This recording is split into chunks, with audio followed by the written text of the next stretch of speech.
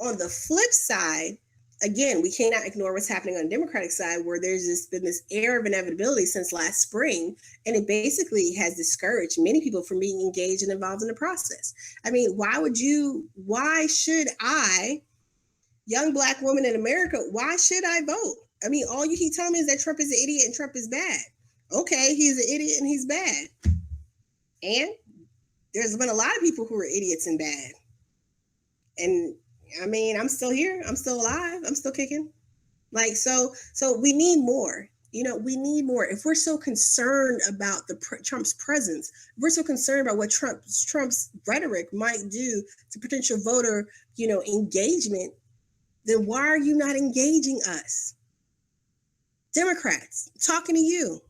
I don't know how many of you left watching my show, but seriously, where is the voter engagement? There's no way that you can effectively court moderate Republicans and pray to get those who will flee the Trump ship and court us, stronghold, typical Democratic base people at the same time. It just doesn't happen.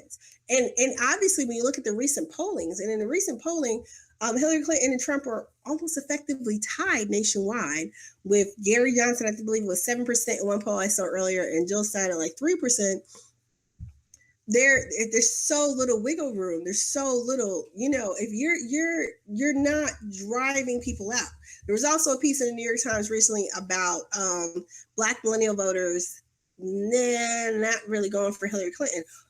Of those they polled, overwhelmingly, of course, they're supporting Hillary Clinton over Donald Trump. But when you look at Black millennial voters as a voting bloc for supporting Hillary Clinton as compared to President Barack Obama, it's a huge drop, right? So there are more of us this go around who are considering third party support or not voting or whatever the case may be, but not supporting the Democratic. I mean, there's still a large majority who are going to support the Democratic nominee, but there is an increase, and the conversation is turning on whether or not, when you look at swing states, whether or not this percentage, this difference, is enough to cause concern.